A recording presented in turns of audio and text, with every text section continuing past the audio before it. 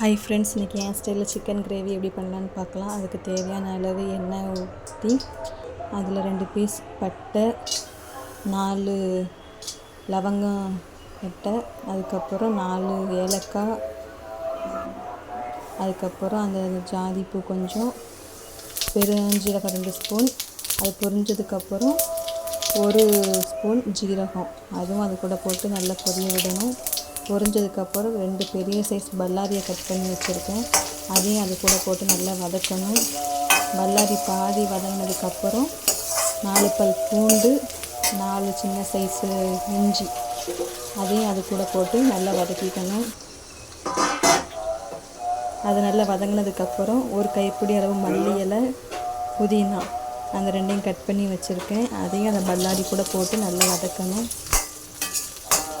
அது நல்லா சேர்ந்து வதங்கினதுக்கப்புறம்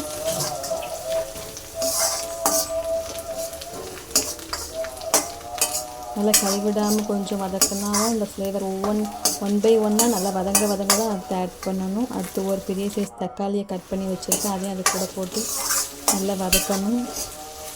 கொஞ்சம் ஸ்லோ ஃப்ளேமில் வச்சே தான் வதக்கணும். ஆனால் ஒன் பை ஒன்னாக வதக்கும் போது தான் அதோடய டேஸ்ட் நல்லா வரும். தக்காளியும் அது கூட போட்டு பல்லாரி, மல்லி இலை, புதினா, அந்த தக்காளியும் போட்டு இஞ்சி பூண்டு எல்லாமே சேர்ந்து நல்லா வதங்கணும். இது வதங்கினதுக்கப்புறம் இதை அப்படியே ஆற விட்டுறலாம். வேறு எதுவும் பொடியை கூட போட வேண்டாம்.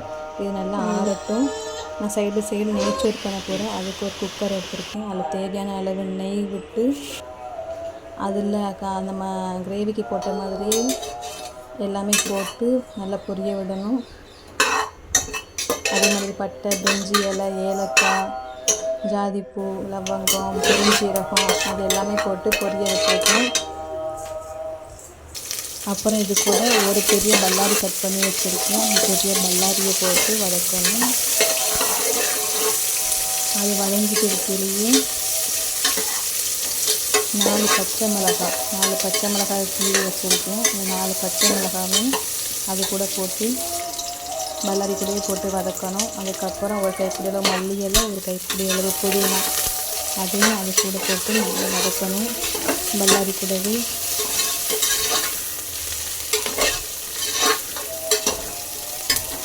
பல்லாரி கொஞ்சம் வதங்கினதுக்கப்புறம் 1 தக்காளியை கட் பண்ணி வச்சுருக்கேன். அந்த தக்காளியும் அந்த பல்லாரி, இஞ்சி, புதினா, மல்லி இலை, அது கூடவே நம்ம தக்காளியும் போட்டு நல்லா வதக்கணும்.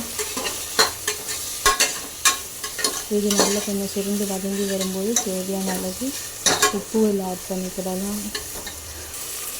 உப்பு கொஞ்சம் கம்மியாகவே போடுங்க, தேவைன்னா அதுக்கப்புறம் நம்ம தண்ணி ஊற்றுனதுக்கப்புறம் கூட போட்டுக்கலாம். அடுத்து தேவையான அளவு தண்ணியும் ஊற்றி அது நல்லா கொதிக்கணும். இப்போ சிக்கன் கிரேவிக்கு தனியாக சிக்கன் மஞ்சத்தூள், உப்பு, கொஞ்சமாக தண்ணி ஊற்றி சைடில் வேக விட்டுருக்கேன். இது நம்ம அப்படி வதக்கின மசாலாவை கிரேவிக்கு அரைச்சி எடுத்துக்க போகிறோம். இப்போ நெய்ச்சோறுக்குமே அரிசி, களைஞ்ச அரிசி அதில் போட்டு கொதிக்க விட்டு கொதி வந்ததுக்கப்புறம் விசில் போட்டேன். அப்புறம் சிக்கன் கிரேவிக்கு தேவையான அளவு எண்ணெய் விட்டு அதில் கருவேப்பிலை போட்டு தாளிக்கணும். கருவேப்பிலை போட்டு தாளித்ததுக்கப்புறம் மத்தப்பொடி 1 ஸ்பூன், மல்லிப்பொடி 4 ஸ்பூன், 2 ஸ்பூன் கறி மசாலா தூள், அது அடுத்து அரைச்சி வச்ச பேஸ்ட், அது எல்லாமே ஒன்றா போட்டு நல்லா பச்சை வாடை போகிற அளவுக்கு நம்ம அதை கொதிக்க விடணும். நம்ம வதக்கும் போது ஊற்றின எண்ணெய், அடுத்து இப்போ நம்ம தாளிக்கும் போது ஊற்றின எண்ணெய் எல்லாமே நல்லா சுருண்டு மேலே எண்ணெய் நல்லா திரண்டு வரும். அந்த ஸ்டேஜ் அளவுக்கு மசாலாவெல்லாம் நல்லா வதக்கிட்டு நம்ம வேக வச்சு வச்சுருக்க சிக்கனையும் அதில் போட்டு இறக்கிற வேண்டியதான்.